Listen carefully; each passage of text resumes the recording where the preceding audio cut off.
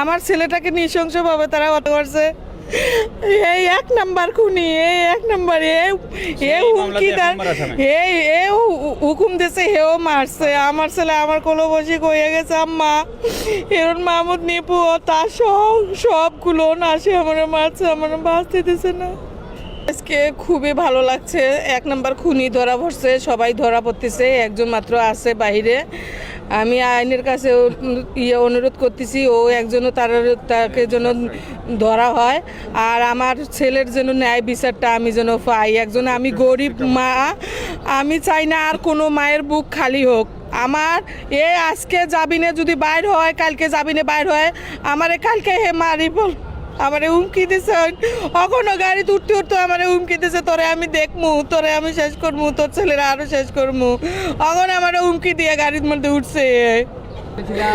আপনাকে একটা আপোষের প্রস্তাব দিয়েছিল হিরণ মাহমুদ, তো আপনি কি আদালতের মাধ্যমে সুষ্ঠু বিচার চান নাকি আপোষের মাধ্যমে সমঝোতা বিচার? না, আমি সুষ্ঠু বিচার চাই, আমি সুষ্ঠু বিচার চাই। আমার ছেলেরা যেভাবে মারছে, আপনারা তো মায়ের ছবিটা দেখছেন না, তার কোনো জায়গায় কোনো স্থানে তারা বাকি রাখছে না, ধুম মারছে। আমি মা প্রতিদিন এগুলো দেখি আর কাঁদি, আমি কিভাবে দিন কাটাবো সারা জীবন। আমার ছেলের যদি খুনের যদি ন্যায় বিচার আমি পাই, তাহলে আমি একটু শান্তি অন্তত পাবো। আইনের কাছে আমি শ্রদ্ধা জানাচ্ছি, আমার যেন এই বিচারটা যেন সুষ্ঠু বিচার হয়। আমি যেন তাদের ফাঁসি দেখতে চাই, ফাঁসি। সে মহামান্য হাইকোর্টে গেছিল, সেখানে ওই আগাম জামিনের জন্য মহামান্য হাইকোর্ট তাকে আগাম জামিন না দিয়ে বলছিল মেট্রোপলিটন সেশন জাজে ওই স্বেচ্ছায় সারেন্ডার করার জন্য। সেখানে জামিন দেয় নাই, বলছে এখানে সারেন্ডার করলে আদালত বিবেচনা করতে পারে। সেই মোতাবেক আজকে সেখানে সারেন্ডার করেছিল, আমরা তার বিরোধিতা করেছি রাষ্ট্রপক্ষের সাথে। সেখানে মাননীয় আদালত সন্তুষ্ট হয়ে তাকে জেল হাজতে প্রেরণ করেছে। কারণ এই মামলাত সুস্পষ্ট ইলিগেশন আছে তার সাথে, তার নেতৃত্বে এই মামলাটা সংগঠিত হয়েছে এবং তার আঘাতেই এই জিও মারা গেছে, ভিকটিম মারা গেছে। এই হিরণ মাহমুদ নিপুই তার হাতে থাকা ওই দাদিয়া আঘাত করছিল ভিকটিমকে এবং তার আঘাতেই মারা গেছে। সেটা পোস্টমর্টম সুরতালেও আছে, পোস্টমর্টমে আছে, সব কিছু পরিষ্কার আছে। এই পর্যন্ত কতজন আসামি ধরা পড়েছে এই মামলায়?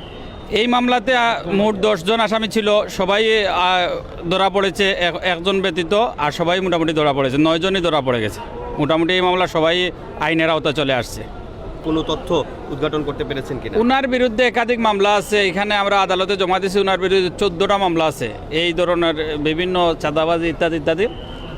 এগুলো আমরা আদালতে দাখিল করেছি, আদালতে এগুলো বিবেচনা নিয়েছে। এর জন্যই তাকে ওই জামিন কর্তন করে জেল হাজতে প্রেরণ করেছে। এখন যাতে বিচারের আগ পর্যন্ত কি হিরণ মাহমুদ নিপু যাতে জামিন না পায়, তার জামিনের যতদিন বিচার হয়েছে না, বেল যাতে পায় না, আমরা আইনের কাছে অনুরোধ। এখন এলাকাবাসী তো সবাই আপনার 34 নম্বর ওয়ার্ডে আমরা আজকে আমি মনে করি আমি এই মুহূর্তে আমরা কলঙ্ক মুক্ত, যে একটা বাদ মানুষ সাদাবাজ খুনি ধরা পড়ছে। এখন যদি আইনে তারে ধরে ঠিক মতনে ধরিয়া তারে ফাঁসির আওতায় নেয়, বিচারের মাধ্যমে ফাঁসির আওতায় নেতে আমরা সব 34 নম্বর ওয়ার্ডের মানুষ শান্তিতে আমরা একটু থাকতে পারবো।